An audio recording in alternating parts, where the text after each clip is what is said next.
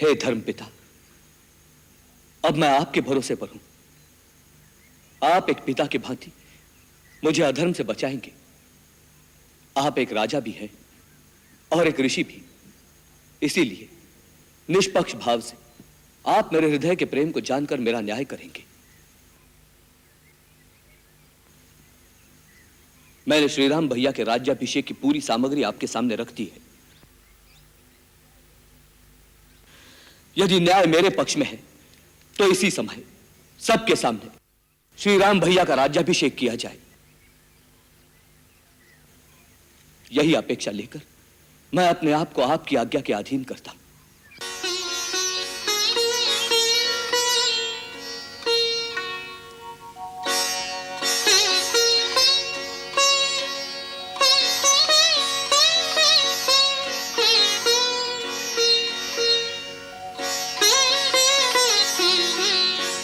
श्री राम,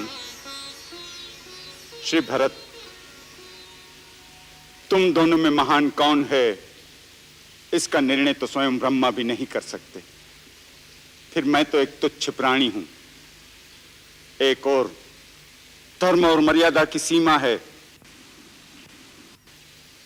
तो दूसरी ओर प्यार और ममता की परिसीमा। मैं तुम दोनों का धर्म युद्ध देख देखकर आत्मविभोर हो रही थी। एक ओर भावना, दूसरी ओर कर्तव्य।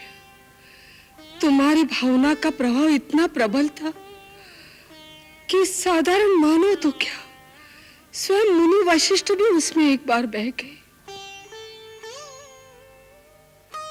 परंतु राम की कर्तव्य निष्ठा चट्टान के उस पत्थर की तरह है जो डूब तो सकता है परंतु लहरों की वेग में बह नहीं सकता। राम पूर्ण ज्ञानी है भरत, और ज्ञानी ही सत्य की पहचान जानता है। इसलिए जो वो कहता है वही सत्य है। अर्थात आप राम भैया का ही साथ दे रही हैं, मेरा नहीं। मैं किसी का भी साथ नहीं दे रही। मुझे तुम दोनों पर गर्व है बेटे।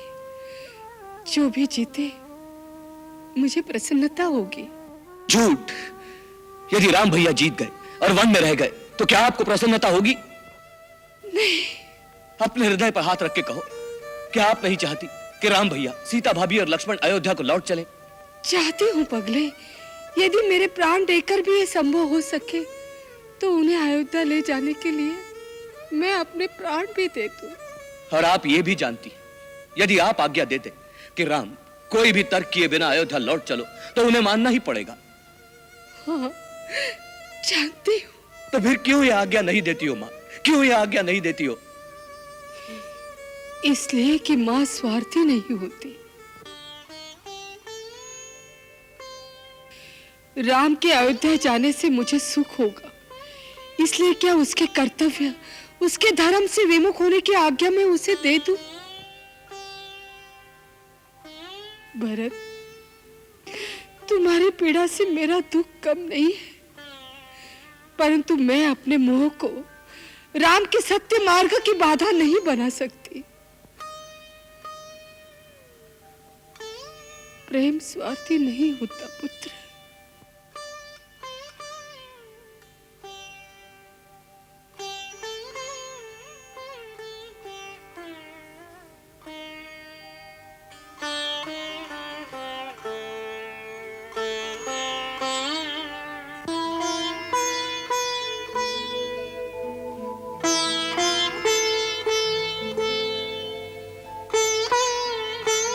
मां,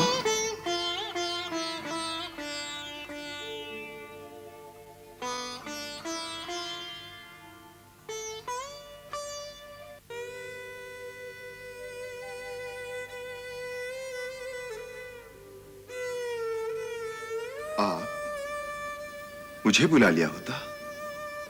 राम, तुम मुझे दंड भी नहीं देते, क्षमा भी नहीं करते। मैं तो आपको दोषी ही नहीं मानता। तो क्या मानते हो? अपनी मां। अगर तुम मुझे सचमुच अपनी मां मानते हो तुम माँ की आज्ञा मानो और लौट चलो मेरे साथ अयोध्या।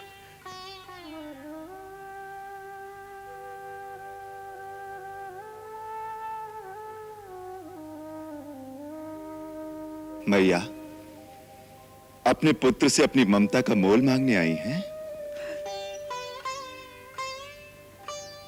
माता, यदि आपकी ममता का यही मोल है कि मैं जिसे धर्म मानता हूं उसका त्याग कर दूं, आप जिस रघुकुल की शोभा हैं उसकी कीर्ति में पिता का वचन भंग करके कलंक लगा दूं, तो कहिए, मुझे आपके चरणों की सौगंध है, मैं इसी समय अयोध्या लौट जाऊंगा।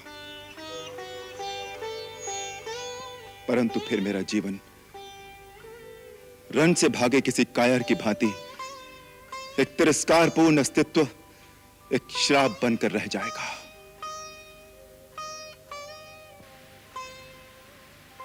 फिर भी यदि आपकी यही आज्ञा हो तो कहिए।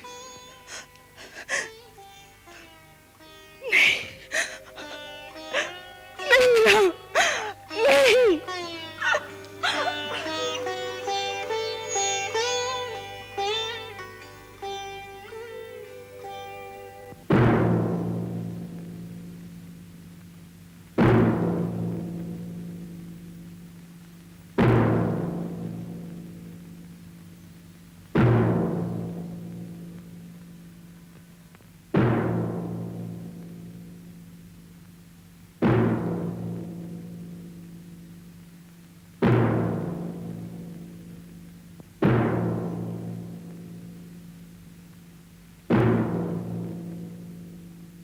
महाराज जनक, जैसा आपको विदित हो चुका है, अयोध्या का राज परिवार इस समय एक धर्म संकट में फंस गया है। ऐसे समय में आपका आगमन सर्वतः मंगल सूचक है। इससे हम सबको धैर्य बन गया है कि आप अपने ज्ञान और विवेक से हमारा मार्गदर्शन करेंगे। एक ओर राम की मर्यादा है और दूसरी ओर भरत का प्रेम। इन दोनों में जीत किसकी हो? आप इस समय दोनों परिवारों में सबसे श्रेष्ठ हैं। इसलिए हम सब ने एक मत होकर निश्चय कर लिया है कि आप जैसा निर्णय करेंगे सभी लोग उसका पालन करेंगे। नाथ, हमारे लिए अब पिताश्री के स्थान पर आप ही हैं। आप धर्म के पूर्ण ज्ञाता हैं, इसीलिए मुझे विश्वास है कि आप मेरे धर्म की रक्षा करेंगे।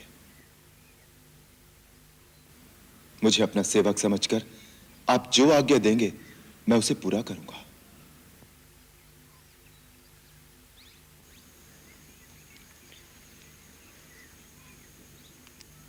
हे धर्म पिता, अब मैं आपके भरोसे पर हूं।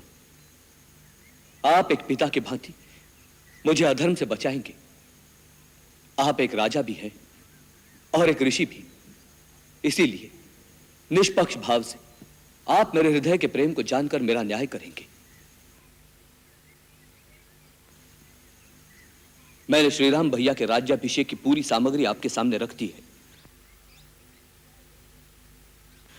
यदि न्याय मेरे पक्ष में है तो इसी समय सबके सामने श्री राम भैया का राज्याभिषेक किया जाए। यही अपेक्षा लेकर मैं अपने आप को आपकी आज्ञा के अधीन करता हूं।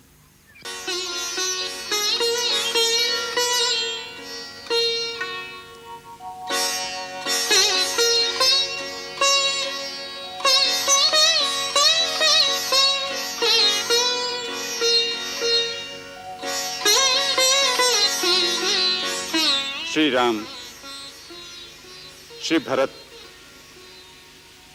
तुम दोनों में महान कौन है इसका निर्णय तो स्वयं ब्रह्मा भी नहीं कर सकते। फिर मैं तो एक तुच्छ प्राणी हूं। एक और धर्म और मर्यादा की सीमा है, तो दूसरी ओर प्यार और ममता की परिसीमा।